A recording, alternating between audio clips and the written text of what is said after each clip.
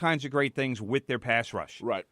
So with that kind of pass rush and that kind of dominating force that the Jaguars have on defense, how many holding penalties did the Patriots have yesterday? I think 0. 0. Are you kidding?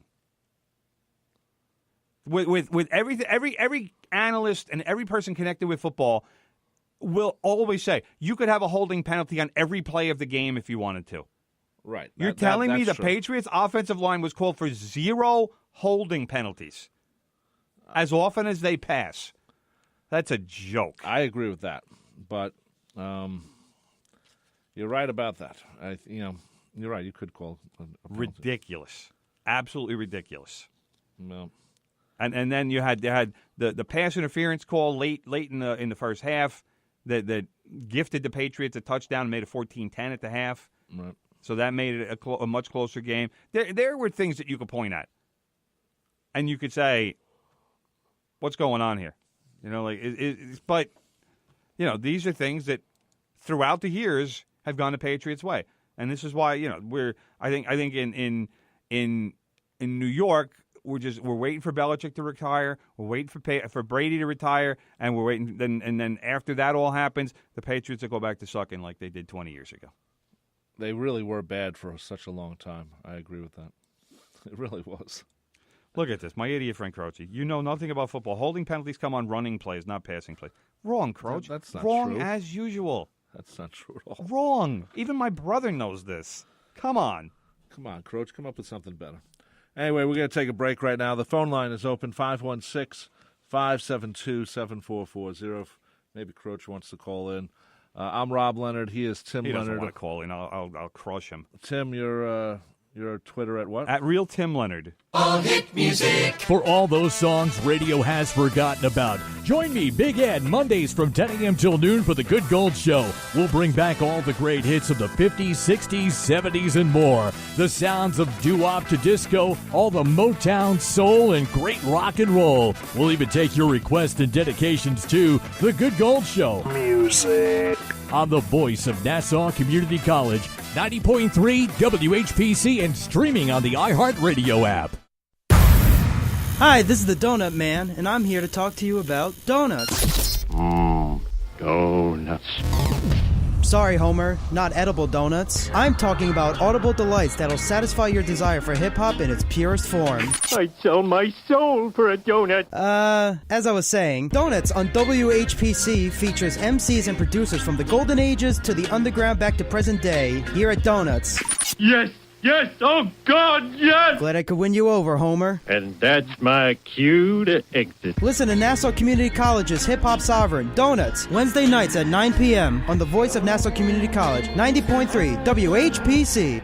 It's now easier to listen to the voice of Nassau Community College on your phone. Stay connected to your favorite radio station anywhere you go on the iHeartRadio app. Never miss shows like the Nassau Morning Madhouse, It's Saucy, or the Radio Rumble Again. Streaming 24/7, 365. Listen to WHPC everywhere. iHeartRadio is radio and unlimited music all in one app. Listen live now in the iHeartRadio app and at iHeartRadio.com. Just search for 90.3 WHPC.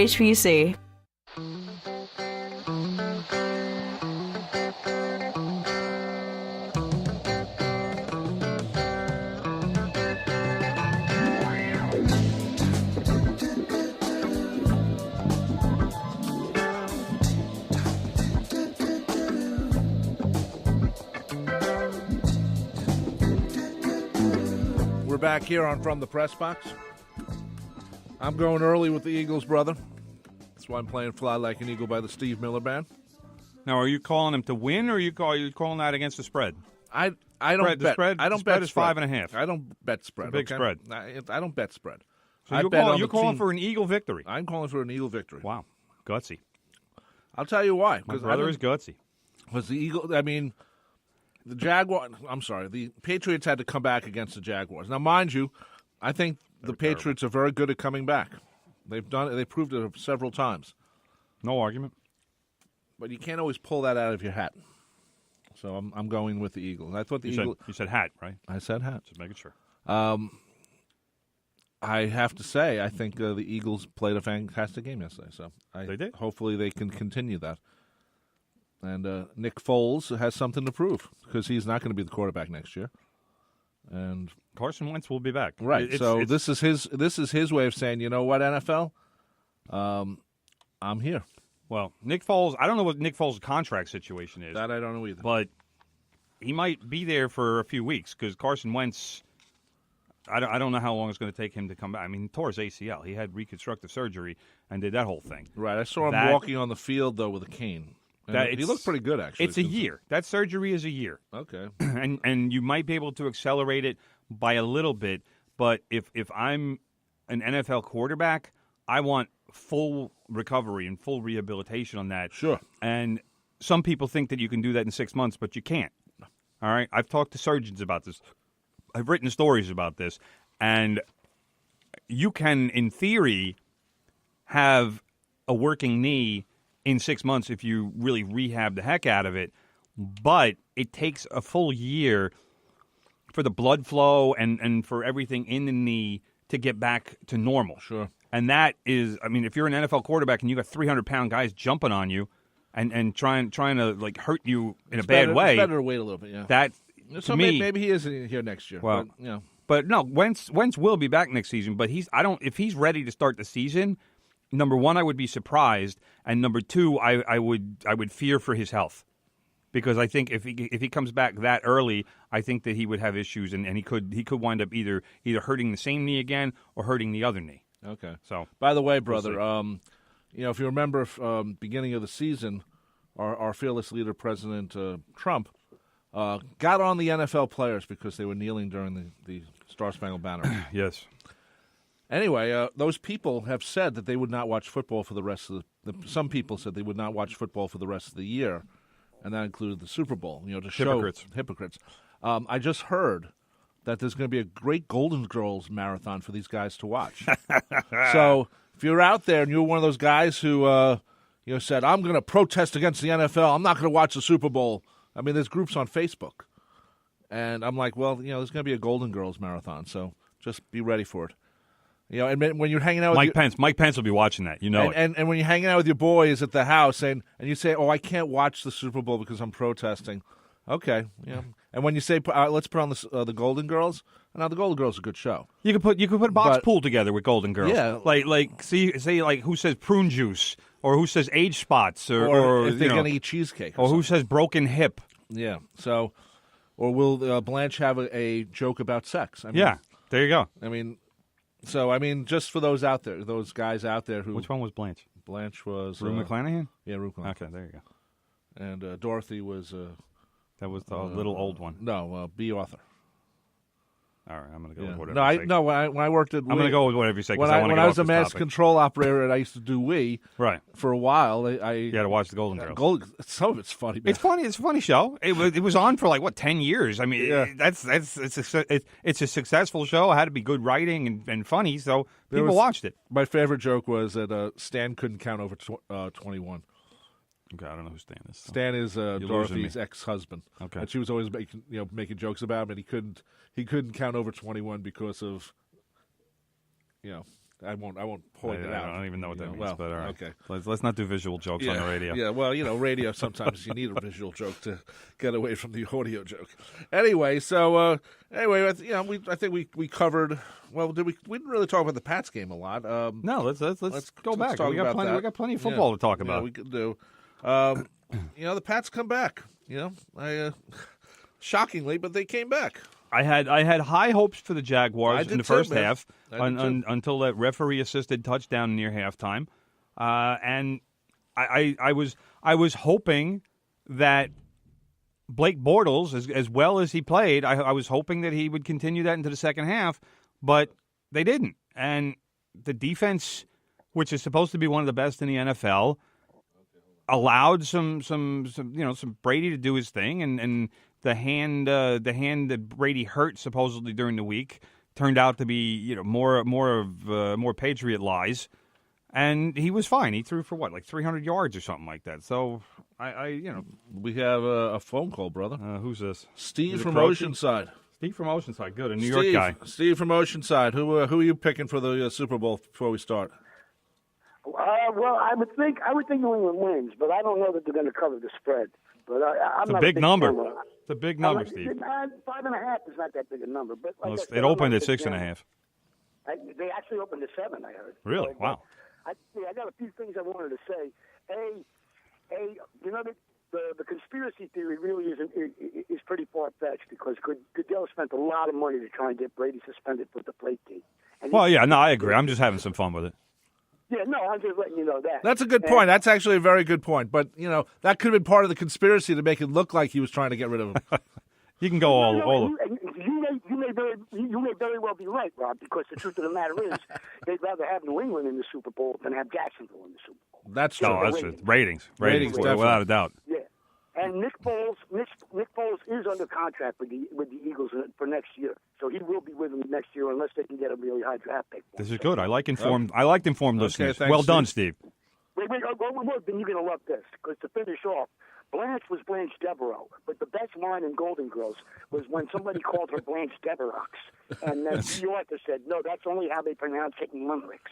That was the best thing. Gentlemen, you have a great show. Thank you, Steve. Thanks Steve. for calling in. Good call. Hey, it was a funny show. I like an informed listener. He's good. Thank you, Steve. He has Is that a one of your point about Beatle Brady. guys? He knew your voice immediately. He might be one of my Beatle guys. He doesn't call often. All right. So. Good call, Steve from Oceanside. Anyway, I felt bad for Tom Coughlin. At least it wasn't Croach from Peabody. Yeah. I felt bad for Tom Coughlin. He runs the Jaguars. He knows how to beat the Patriots, and too. He's done that a couple of times, Failed this time. Yeah, so. Coach Coughlin. But it was a close thing, 24-20 is a close game, brother. Close game. Danny Amendola caught the touchdown pass in the back of the end zone. It was a nice catch. I give him credit for it. Managed to get both feet in on a real serious toss from Brady. Like I said, give him credit. I don't like him, but I got to give him credit. They made the plays. Yep. And like I said, the Jacksonville offense was kind of stifled in the second half. But that's the issue with Blake Bortles. Blake Bortles is not a Super Bowl winning quarterback. He's not a guy who you can put the team on his back and you know what you're going to get from him. And I'll say that he played a really good game yesterday. I couldn't tell you and look at things and say, all right, Blake Bortles, he did this wrong or he did this badly. He completed 12 straight passes at one point. Nobody expects that from him. Right. So from that standpoint, Blake Bortles did all he could do. But there's a certain limitation as far as, let's put it this way. If Jacksonville has a chance to get a quarterback in the offseason, whether it is a free agent or in the draft, don't think that they won't try. Because they need an upgrade at that position. You have to. They just absolutely have to. And that's the kind of sad part about NFL football. They're heartless about replacing people and cutting people.